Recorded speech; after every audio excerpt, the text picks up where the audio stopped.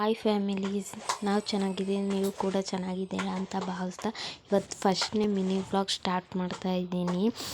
ಎದ್ದ ತಕ್ಷಣ ಪಾಪು ಕೂಡ ಎದ್ದಿದ್ದ. ಟೀ ಇಟ್ಬಿಟ್ಟು ಪಾಪುಗೆ ಅಂತ ಹಾಲನ್ನು ಕಾಯಿಸ್ತಾ ಇದ್ದೆ. ಟೀ ಮನೆ ಕಸ ಗುಡಿಸ್ತಾ ಇದ್ದೆ. ಟೀ ಕೂಡ ಆಗಿತ್ತು. ಮನೆಯವರಿಗೆಲ್ಲ ಕೊಟ್ಬಿಟ್ಟು ಪಾಪುಗೂ ಹಾಲು ಕುಡಿಸೋಣ ಅಂತ ಕುಡಿಸ್ತಕ್ಕೆ ಹೋಗ್ದೆ. ನಂತರ ಗೆಂಡೆ ಬೇಯಕ್ಕೆ ದೋಸೆ ಮಾಡೋಣ ಅಂತ ಮನೆ ಒರೆಸ್ತಾ ಇದ್ದೆ. ನಂತರ ನಮ್ಮ ಆಚೆ ಕಡೆ ಎಲ್ಲ ಒರೆಸಿ ರಂಗೋಲಿ ಬಿಟ್ಟು ಬಂದಿದ್ದೆ. ಇವತ್ತು ವಾರ ಅಲ್ವಾ, ಅದಕ್ಕೆ.